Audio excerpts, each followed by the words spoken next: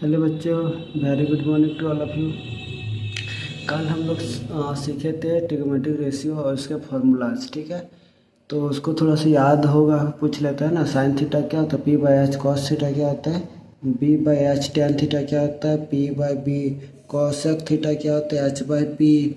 सेक theta क्या होता है, B by H by B. And cot theta क्या होता है, बी बाई पी। ठीक है, यही सब होता है। ओके और कल आप लोग को कुछ होमवर्क दिए थे, जैसे क्वेश्चन नंबर 4 और 5 होमवर्क दिए थे ना। आई थिंक ये बन गया होगा, फिर भी हम बता देते हैं। तो क्वेश्चन नंबर 4 में क्या दिया हुआ है, क्वेश्चन नंबर 4 में क्या दिया हुआ है, आप क्वेश्चन देख सकते हैं। 15 कॉट ए इक्वल टू 8। ठीक है, देन साइन ए एंड सेक ए का निकालने बोला था। साइन ए एंड सेक ए का वैल्यू निकालने बोला। ठीक है, तो इसको हम लिख सकते हैं cot A equal to 8/15। Yes और नो। अब कॉट का फॉर्मूला क्या होता है, बी बाई पी। तो बी पता है, पी पता है, एच हमको निकालना है। तो by the using of Pythagoras theorem H equal to क्या होता है, P square plus B square. तो पी कितना है, 15। तो यहाँ पर हो जाएगा 15 स्क्वायर प्लस बी क्या है, 8 का स्क्वायर। तो क्या हो जाएगा, 15 का स्क्वायर 225 प्लस 8 का स्क्वायर 64। इसको सॉल्व करेंगे तो 5 4 9 6 2 8 और 289 किसका स्क्वायर होता है, 17 का। तो ये आ जाएगा इसका आंसर 17। तो एच इक्वल टू क्या आ गया, 17। ठीक है, अब हमको साइन निकालना है। तो साइन का फॉर्मूला क्या होता है, पी बाई एच। तो साइन कितना, पी का वैल्यू 15, एच का वैल्यू अभी अभी निकाले 17। ठीक है, फिर उसी तरह से सेक ए का क्या बताया था हम लोग, एच बाई बी। यही होता है ना, एच बाई बी। तो एच हम लोग का 17 और बी हम लोग का कितना है, 8 है। तो ये हम लोग का आंसर हो गया। ठीक है, ये है क्वेश्चन नंबर 4। अब हम लोग देखेंगे क्वेश्चन नंबर 5। क्वेश्चन नंबर 5 में क्या बोला है, sec theta equal to 13/12। Question number 5 में क्या बोल रहा है, सेक थीटा इक्वल टू 13/12 और कैलकुलेट अदर ट्रिग्नोमेट्रिक रेशियो। मतलब सेक के अलावे जो भी बच गए, साइन कॉस टैन, ठीक है, वो सब निकालना है। तो चलिए निकालते हैं। तो सेक इक्वल टू क्या दिया हुआ है, 13/12। तो सेक का फॉर्मूला क्या होता है, अभी अभी पढ़े हम लोग, बी बाई एच। ठीक है, सॉरी, एच बाई बी। ठीक है, तो एच पता है, बी पता है, हमको क्या निकालना है, पी। तो by the using of Pythagoras theorem क्या होता है, P equal to under root H square minus B square. H कितना दिया हुआ, 13 का स्क्वायर माइनस बी, अच्छा बी है यहाँ पे, बी हो जाएगा। ठीक है, बी कितना दिया, 12 का स्क्वायर, ये हो गया अंडर रूट 13 का स्क्वायर क्या था, 169। 12 का स्क्वायर 144। माइनस कर देंगे तो 9 में से 4 गया था 5, 6 में से 4 गया था 2, 110 अंडर रूट 25, दैट इज 5 के इक्वल हो गया। ठीक है, अब आसानी से निकाल दो sine theta P by H. तो पी का वैल्यू कितना दिया, 5/13। ठीक है, उसी तरह से कॉस का निकालेंगे। कॉस का क्या हो जाएगा, बी बाई एच। तो बी का वैल्यू हमको पता है क्या, 12/एच। अभी निकाले नहीं, एच तो दिया हुआ है ना, 13। ठीक है, साइन कॉस टैन, इस तरह से सारा का निकालना। ठीक है, टैन, फिर क्या आ जाएगा, कॉसेक, फिर सेक तो दिया हुआ है, बचा क्या, कॉट। ठीक है, तो ये सब हमको निकालना था। ठीक है, कोई दिक्कत है ना। चलिए, तो यहाँ तक आप लोग कल, ये हम लोग कल पढ़ चुके थे। ठीक है, आज हम लोग कुछ करते हैं आगे, जैसे कि क्वेश्चन नंबर 6 से स्टार्ट करते हैं। ठीक है,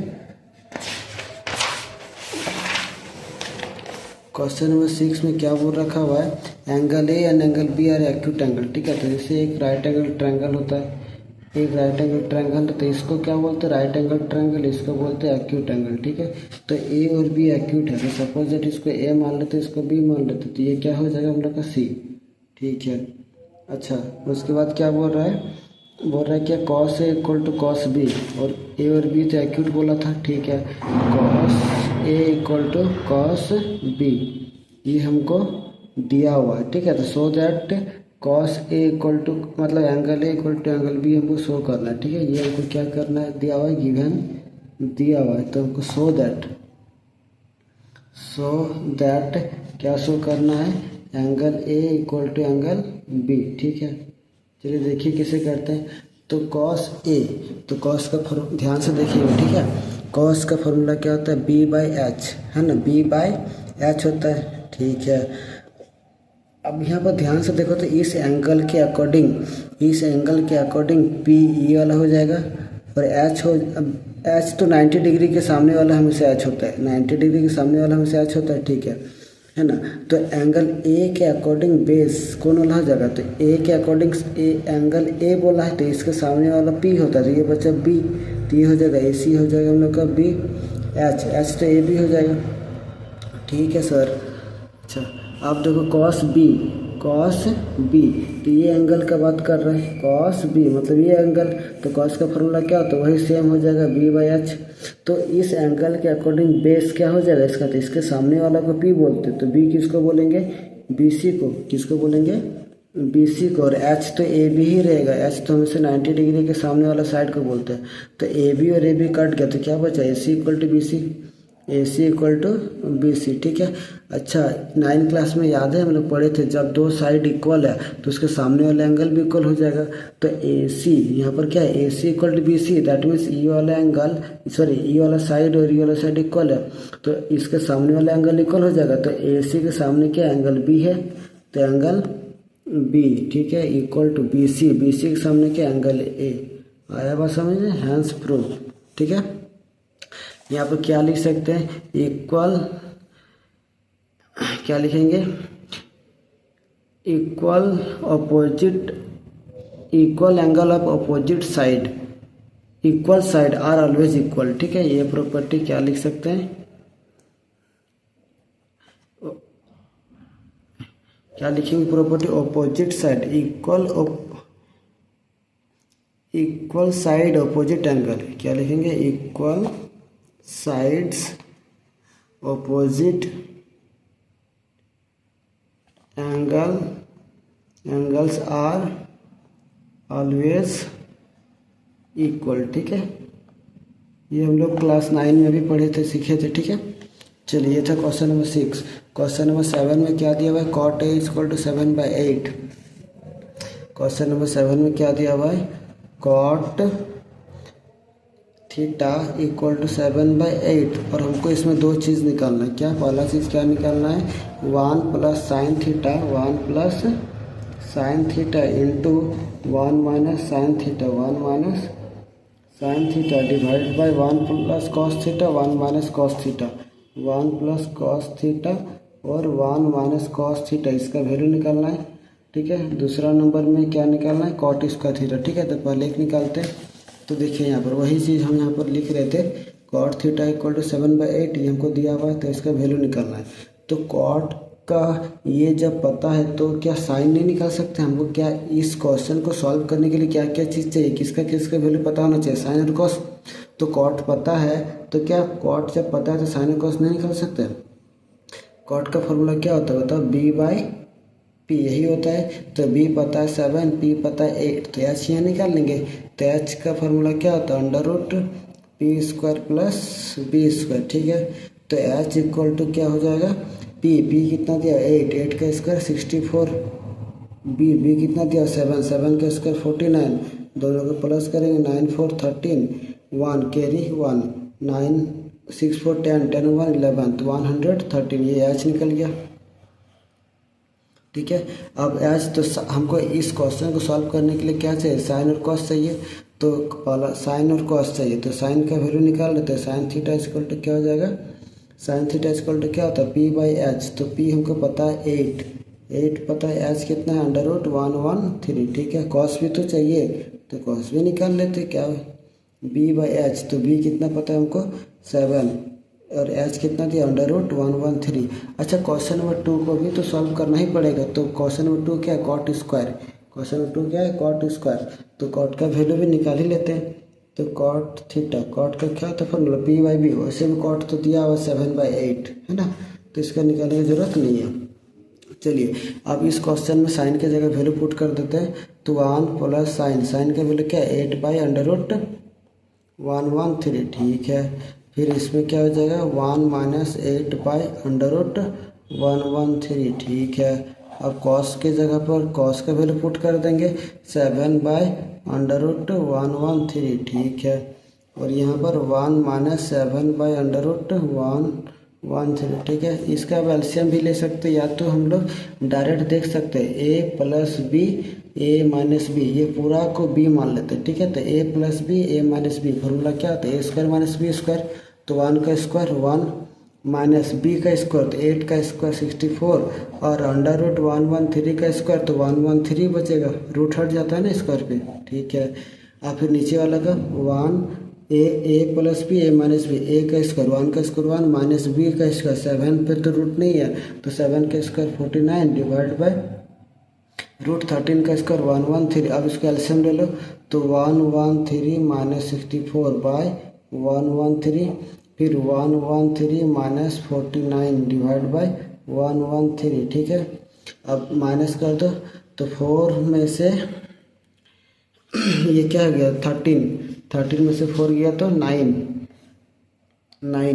10 बचा, यहाँ पर 10 में से 4 गया तो 6, 10 में से 6 गया तो 4। ठीक है, और यहाँ पर 9 में से 13 में से 9 गया तो 4। ठीक है, और यहाँ पर कितना बचा 10 में से 4 गया तो 6। ठीक है, आंसर क्या आ गया 49/6। ठीक है, अब क्वेश्चन नंबर 2 में क्या बोल रखा था कॉट स्क्वायर थीटा, तो कॉट का वैल्यू तो पता है 7/8, तो इसका स्क्वायर कॉट का वैल्यू 7/8 पता है, तो 7/8 का होल स्क्वायर, तो 7 का स्क्वायर 49, 8 का स्क्वायर 64, ये आंसर हो गया।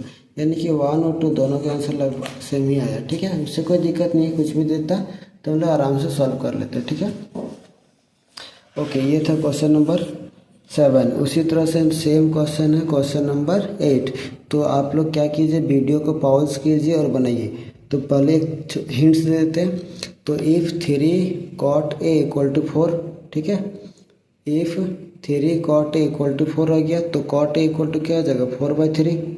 अब cot का फॉर्मूला क्या होता है 4/3, यानी कि b/p पता है, तो h निकल जाएगा, h निकल जाएगा। तो हम लोग क्या करेंगे, यहाँ से tan का वैल्यू और cos का वैल्यू और sin के वैल्यू निकाल लेंगे और पुट कर देंगे। अगर इक्वल आ गया तो बोलेंगे ये जो है इक्वल है, अदरवाइज इक्वल नहीं है।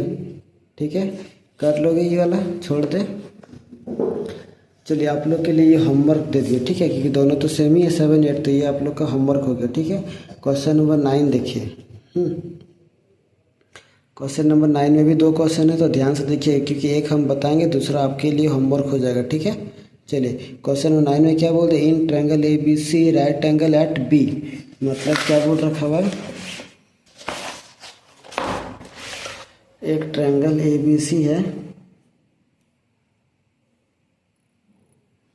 ये है ट्रायंगल ABC और ABC पर B पर 90 डिग्री, तो यहाँ 90 डिग्री बन रही है, ये B हो जाएगा। हम लोग चाहेंगे तो A इसको भी मान सकते, इसको भी मान सकते, किसी को मानो कोई दिक्कत नहीं है। तो चलिए ABC हो गया। ठीक है, यहाँ पर भी C आ सकता था, यहाँ पर भी A आ सकता था। ठीक है, कन्फ्यूजन नहीं, कुछ भी कर सकते हैं ना। tan A इक्वल टू 1/√3 दिया हुआ, तो tan A इक्वल टू क्या दिया हुआ 1/√3 दिया हुआ है। ठीक है, तो हमको ये सारा चीज़ निकालना है। चलो निकाल के दिखाते हैं, एक क्वेश्चन है ना। तो सबसे पहले क्या tan A, ये एंगल हो गया, तो tan का फार्मूला, सॉरी यहाँ पर ध्यान से देखेंगे, tan A इक्वल टू 1/√3 दिया हुआ है, तो tan का फार्मूला क्या होता है P/B। ठीक है, तो अब देखो ध्यान से, A एंगल है, ये एंगल है, तो इसके सामने वाला साइड क्या होता है P, एंगल के सामने वाला क्या होता है P, और ये होता है बेस। ठीक है, और ये तो 90 डिग्री सामने वाला में से H होता है, तो इसका मतलब हम लोग बोल सकते हैं P/B, तो P का वैल्यू 1 है, तो यहाँ पर इसका वैल्यू क्या हो जाएगा 1B, मतलब ये जो लेंथ है इसका वैल्यू क्या हो जाएगा √3। हमको H नहीं पता, H निकालना पड़ेगा, तो कैसे निकालेंगे, पाइथागोरस थ्योरम से। तो H इक्वल टू अंडर क्या होता है P² प्लस B²। ठीक है, तो √P का वैल्यू कितना पता है 1 का स्क्वायर 1, और B कितना पता है √3 का स्क्वायर 3, तो क्या आ जाएगा √4, और √4 का वैल्यू क्या आता है 2। यहाँ तो कोई दिक्कत। पहला नंबर क्वेश्चन में क्या सॉल्व करने बोला है, देखो sin A cos C, cos A sin C, sin A cos C plus cos A sine C, एक हम बता रहे दूसरा आपको बनाना है, ठीक है। ओके, तो हमको साइन ए चाहिए, तो पहले फार्मूला लिख दो। साइन का फार्मूला क्या होता है, बी बाई एच। कॉस का फार्मूला क्या होता है, बी बाई एच, ठीक है।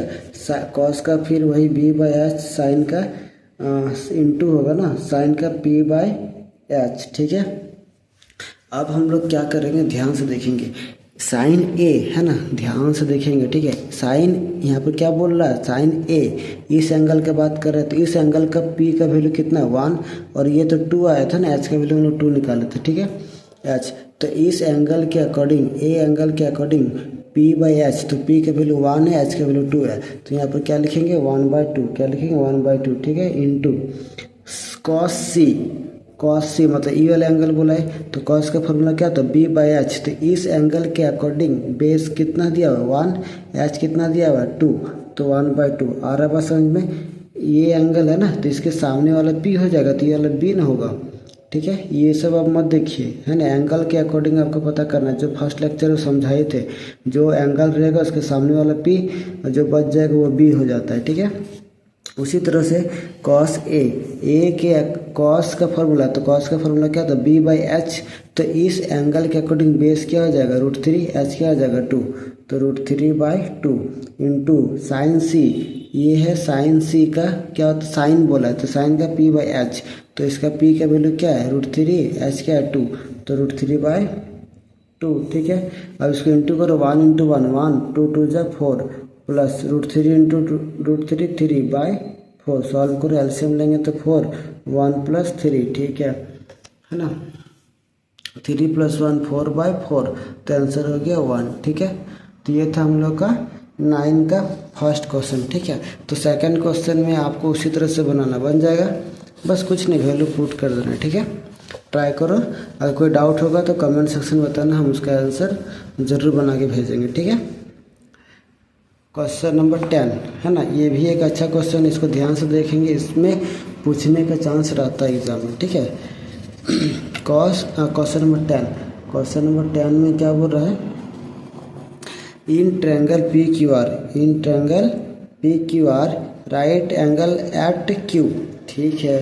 तो एक राइट एंगल ट्रायंगल बनाते हैं पी क्यू आर, और क्यू पर 90 डिग्री बोला है, तो क्यू यहाँ पर लिख देंगे, और पी और आर कहीं पर भी लिखो, कोई दिक्कत नहीं है। तो चलिए पी यहाँ लिख देते, आर यहाँ लिख दिए, ठीक है। अब क्वेश्चन में क्या बोल दिया है, पी क्यू = 5 है ना, पी क्या बोल दिया, पी क्यू = 5, और क्या बोल रखा हुआ है, P R + Q R 25, P R + Q R = 25, ठीक है। Determine the value of sine P, cos P, ten P. तो हमको क्या क्या निकालना है ना, साइन पी का वैल्यू निकालना है, कॉस पी का वैल्यू निकालना है, और टेन पी का वैल्यू निकालना है, ठीक है। ये 3 को निकालना है। चलो अब देखते हैं यहाँ पर कैसे सॉल्व करेंगे। तो जब कभी भी इस तरह से यहाँ पर ना क्वेश्चन में माइनस भी हो सकता है, ठीक है, कभी प्लस होगा कभी माइनस होगा, तो क्या करना, कुछ नहीं, किसी एक को एक्स मान लो, ठीक है। तो सपोज दैट हम लोग इसको क्या किए, क्यू आर को एक्स मान लिया, क्यू आर को क्या मान लिए, एक्स। तो क्या लिखेंगे, पी आर + एक्स = 25, अपने से लेट लिखेंगे क्या, क्यू आर = एक्स। तो क्यू आर कहाँ पर है, ये देखो क्यू आर, तो ये एक्स हो गया, ठीक है। तो पी आर कितना हो जाएगा बताओ, तो पी आर हो जाएगा, ये वाला एक्स उधर चल जाएगा, तो ये हो जाएगा 25 - x, है ना। इसका मतलब पी आर क्या हो गया हम लोग का 25, तो पी आर ये वाला है जो कि हो जाएगा 25 - x, ठीक है। और पी क्यू तो दिया हुआ है 5, ठीक है। यहाँ तक समझ में आ गया। तो हम लोग क्या करेंगे, जब कभी भी इस तरह का क्वेश्चन रहेगा तो तीनों साइड का लेंथ को फाइंड करेंगे, ठीक है। फाइंड कर लिए, अब हम लोग यहाँ पर पाइथागोरस थ्योरम लगाएंगे, क्या करेंगे, पाइथागोरस थ्योरम। तो पाइथागोरस थ्योरम क्या होता है, h² = p² + b²। हमको तो तीनों पता है ना, तो यहाँ पर ऐसा नहीं लिखेंगे h = √p² + b², या तो p = √h² - b², ठीक है। ऐसा नहीं लिखेंगे क्योंकि तीनों हमको दिया हुआ है, तो तीनों दिया हुआ है, ठीक है। तो h की जगह क्या दिया हुआ है 25 - x, तो h की जगह 25 - x पुट कर देंगे, और यहाँ स्क्वायर है तो स्क्वायर, p का वैल्यू कितना दिया हुआ है पी परपेंडिकुलर इसको मानते हैं एक्स, तो ये एक्स स्क्वायर हो गया। बेस हम लोग इसी को मानते हैं तो क्या हो जाएगा 5 का स्क्वायर। एंगल नहीं दिया हुआ ना तो पी और बी किसी को भी मान सकते हैं। 90 डिग्री के सामने वाला एच हो गया, ये तो डन है, ये तो ठीक है। लेकिन जब एंगल जब नहीं पता रहता है तो हम लोग पी और बी किसी को भी मान सकते हैं, ठीक है। लेकिन जब अगर आपको एंगल बोल देगा तो इसी को पी मानना है, अगर आर को एंगल बोल देगा तो इसी को पी मानना है, अगर पी को एंगल बोल देगा तो इसी को पी मानना है। समझ में आ रहा है? तो अभी तो कुछ ऐसे पता नहीं था, ठीक है, इसीलिए अब इसको क्या करेंगे, ए माइनस बी का होल स्क्वायर क्या होता है, तो ए माइनस बी का होल स्क्वायर याद होगा ना, A square plus B square minus 2ab यही होता है। तो 25 का square plus X square minus 2ab, 2 into 25 into B क्या है X equal to X square plus 5 का स्क्वायर, ठीक है। तो 25 का स्क्वायर क्या होगा 625, एक्स का square minus 25 into 2 50x equal to X square plus 5 का स्क्वायर 25, ठीक है। एक्स स्क्वायर कट जाएगा, इसको अगर राइट साइड ले जाएंगे तो माइनस हो जाएगा, तो कट ही जाएगा ना। अब हम लोग क्या करेंगे, इस 50x को राइट साइड ले जाओ और ये 25 को लेफ्ट साइड, तो 625 इधर आके क्या हो जाएगा minus 25 equal to 50x, minus करेंगे तो क्या हो जाएगा 600 इक्वल टू 50x, 0 0 कट गया, ठीक है। और ये कितने बार में कटे 12 25 60 यानी कि 12 बार में, ठीक है। तो x का वैल्यू कितना हो गया 12। अब x की जगह 12 पुट कर दो, तो ये 12 पुट कर देंगे यहाँ पर, तो ये हो गया 12, ठीक है। और यहाँ पर 12 पुट कर देंगे तो 25 माइनस 12 दैट इज 13 आ जाएगा, ठीक है। अब हमको क्या निकालना है साइन पी, तो साइन पी ये अब एंगल पता चल गया, तो साइन पी का फॉर्मूला क्या होता है पी बटे एच, तो इस एंगल के लिए पी क्या हो जाएगा 12 और एच कितना हो जाएगा 13, है ना। उसी तरह से कॉस पी, तो बेस बाय हाइपोटेनियस, तो इसका बेस क्या हो जाएगा 5/13, 5/13। और अगर हम लोग बात करेंगे टैन पी का, तो टैन पी का फॉर्मूला क्या होता है पी बाई पी, तो इस पी 12/5, 12/5। समझ में आ रहा है बात, कोई दिक्कत, ठीक है। तो यहाँ से हम लोग इस तरह से आंसर निकाल, इस तरह के क्वेश्चन आएगा, आपको प्रैक्टिस करना है, अब है ना, होमवर्क में मिल जाएगा, टेंशन मत लीजिए। चलिए अब हम लोग बात करते हैं क्वेश्चन नंबर 11 जो कि एमसीक्यू बेस्ड है, तो इसको ध्यान से देखेंगे, ठीक है। कोशिश करते हैं ना इसको बुक में ही लिख दे, कोई दिक्कत है, बुक खराब हो जाएगा क्या। अच्छा चलिए थोड़ा साइड में हम लोग समझाते हैं। देखिए क्वेश्चन नंबर 11 में क्या बोल दिया है, state whether the following is are true और फॉल्स, बताना, justify your answer. The value of tan a is always less than 1, क्या tan का जो वैल्यू है हमेशा 1 से छोटा होगा, तो ऐसा जरूरी नहीं है, ठीक है। tan a का वैल्यू हमेशा छोटा होगा ऐसा जरूरी नहीं है, तो क्यों ऐसा, tan का फॉर्मूला क्या होता है p/b, यही होता है ना। तो मान लेते ये एंगल दिया हुआ है, ठीक है, ये एंगल थीटा दिया हुआ है, या फिर ये ए है, तो हम लोग भी यहाँ पर ए ले लेते हैं, ठीक है। तो अगर p का वैल्यू बड़ा हो गया और b का वैल्यू छोटा हो गया, मतलब ये अगर 10 या फिर 5 हो गया, ये 3 हो गया सपोज दैट, तो फॉर्मूला 5/3, तो ये तो 1 से ज़्यादा ही नहीं हुआ, तो हमेशा छोटा होगा ऐसा जरूरी नहीं है। लेकिन कभी ऐसा भी तो हो सकता है कि ये 3 हो गया, ये 5 हो गया, है ना, तो अब ये छोटा हो जाएगा, ठीक है। तो छोटा भी हो सकता है बड़ा भी हो सकता है, लेकिन यहाँ पर क्या बोल रहा है, the value of tan a is always less than 1, क्या हमेशा 1 से छोटा होगा, तो ऐसा जरूरी नहीं है, तो ये हम जगह हम लोग फॉल्स क्या बोलेंगे, फॉल्स, ठीक है। अच्छा अब देखिए sec a, है ना, क्वेश्चन नंबर 2 बोला sec a इक्वल टू 12/5, ठीक है। For some value of angle a, क्या ए का वैल्यू कुछ लेंगे तो ऐसा हो सकता है, तो हम लोग बोल सकते हैं, देखें तो sec का फॉर्मूला क्या होता है, sec का फॉर्मूला sec a क्या होता था, p साइन का क्या होता है p/h, cos का क्या होता है b/h, तो इसका h/b हो जाएगा। और हम लोग जानते हैं क्या कि h जो होता है दोनों से बड़ा होता है, ये h होता है ना, ये h होता है, h जो होता है मतलब p और b से बड़ा होता है, तो यहाँ पर p और b से बड़ा है कि नहीं है, और ये 5 है, तो ऐसा पॉसिबल है, यानी कि इसका वैल्यू 12 हो जाएगा। और ये क्या b का वैल्यू 6 भी ले सकते हैं, ठीक है। तो पाइथागोरस थ्योरम से हम लोग ये तो p निकाल ही सकते हैं, तो ऐसा पॉसिबल है, समझ में आ रहा है। h/b होता है, h ऊपर में बड़ा हो सकता है, हो सकता है, ठीक है। तो ये हो जाएगा 2, क्या हो जाएगा ट्रू। तो पहला का क्या था फॉल्स, दूसरा का ट्रू। ठीक है, थर्ड नंबर देखिए, cos A is the abbreviation used for the quotient of angle A. मतलब बोलना क्या चाह रहा है कि कॉस और ए, मतलब कॉस और ए दोनों अलग अलग है, तो ऐसा नहीं है, ठीक है ना, ऐसा नहीं है, ठीक है, ये दोनों साथ में ही रहता है। अगर एंगल साथ में नहीं रहेगा तो ये इसका कोई वैल्यू ही नहीं रह गया, ठीक है, तो ये क्या हो जाएगा फॉल्स। कॉट और ए इज़ द प्रोडक्ट, अब वही बात हो गया, कॉट और ए का प्रोडक्ट है तो ये भी फॉल्स, दोनों प्रोडक्ट नहीं है। जैसे होता है ना 2 × 3, ये प्रोडक्ट बोल सकते हैं, एक्स वाई यहाँ पर बोल सकते हैं कि ये दोनों प्रोडक्ट है, लेकिन कॉस ए ये दोनों प्रोडक्ट नहीं, ये है तभी जाके कुछ हो सकता है, ठीक है ना। कॉस ए ये दोनों यही तो बताता है, एंगल ही तो बताता है कि किसको लेना रहता है, किसके अकॉर्डिंग रेशियो लेंगे, ठीक है ना। तो ये दोनों साथ में आए, ये दोनों अलग अलग चीज़ नहीं है, ये दोनों प्रोडक्ट नहीं है, ठीक है।